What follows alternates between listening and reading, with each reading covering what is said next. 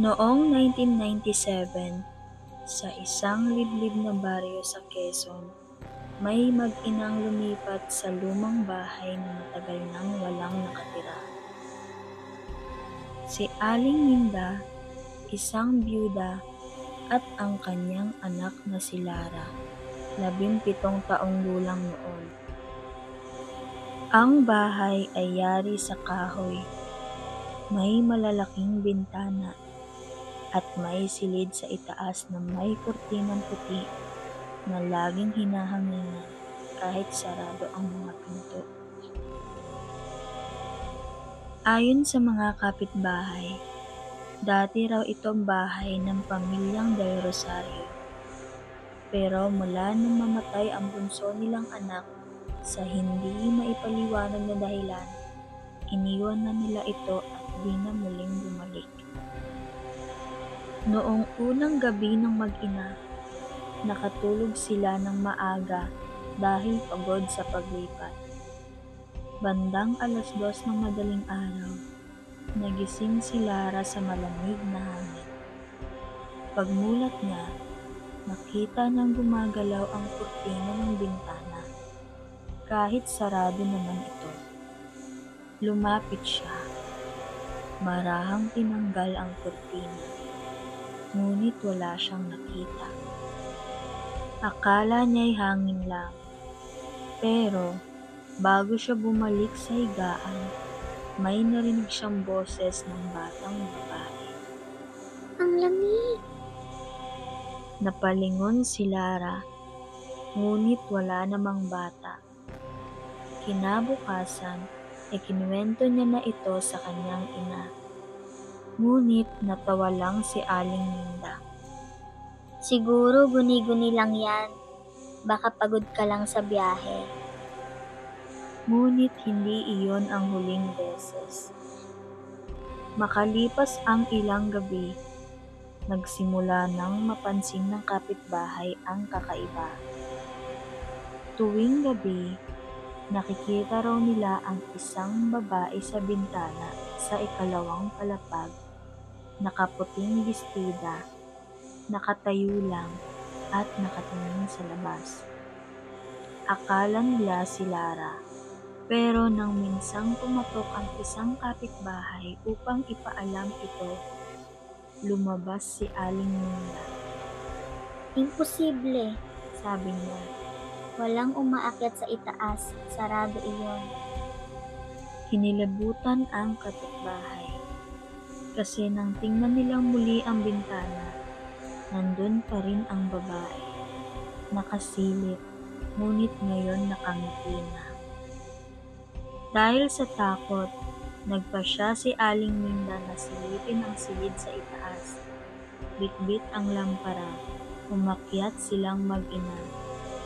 Amoy alikabok at lumang kahoy ang paligid.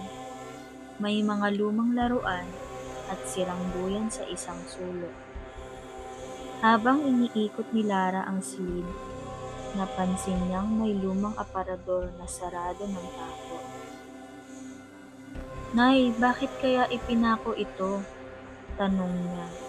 Baka may dagalang sa loob. Sagot ni Aling Minda, sabay tanggal ng pako gamit ang martilyo. Pagkabukas nila, tumilapon ang isang lumang manika. Punit ang damit at wala ng isang mata. Kasabay nito, parang may dumaan na malamig na hangin. At mula sa kisame, may kumaluskos na parang may naglalakad. Biglang umihip ang malakas na hangin at sumara ang pinto ng silid. Narinig nilang may batang boses na humihikbi. Nanay! Nanay! Huwag mo kong iwan! Napasigaw si Lara. Binuksan nila ang pinto at mabilis na bumaba. Kinabukasan, kinausap nila ang matandang kapitbahay na si Lola Sion, na siyang matagal nang nakatira sa tabi ng lumang bahay.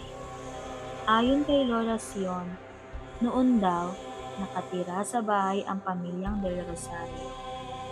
May anak silang babae na si Clarice, 7 taong gulang, Isang gabi, naiwan daw itong mag-isa sa silid sa itaas habang nag-aaway ang mga magulang sa ibaba. Nasunog ang parte ng kisame dahil sa kandilang naiwan at doon daw namatay si Clarice, hawak ang kanyang manika.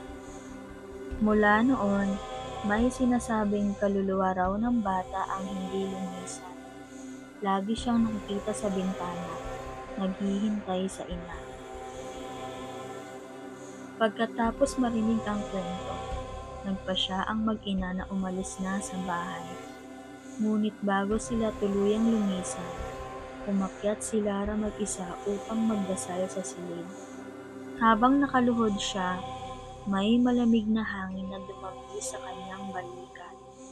Sa dulo ng silid, nakita niyang nakatayo ang isang batang babae, nakaputing damit at hawak ang manika. Tahimik lang ito, ngunit may luhang tumutulo, sabay sambit ng mahinang tinig. Salamat, may nakikinig na ulit. Paglingon ni Lara, wala na ito, at nang lumabas siya ng silid, napansin niyang muling nagsara ang aparador, ngunit ngayong wala ng pako. Lumipat na sila kinabukasan. Pagkalipas ng ilang buwan, bumalik si Aling Minda sa baryo upang maghatid ng pagkain sa mga kapitbahay. Habang papalayo siya, tumingin siya sa bahay at sa bintana ng ikalawang palapag. Nakita niyang may batang nakasilip, nakangiti at kumakaway. Aral ng kwento: hindi lahat ng kaluluwa ay masama. Minsan, sila'y mga nilalang na naiwan, naghihintay lang ng pansin, ng dasal o ng taong makakaintindi sa kanilang pagluha.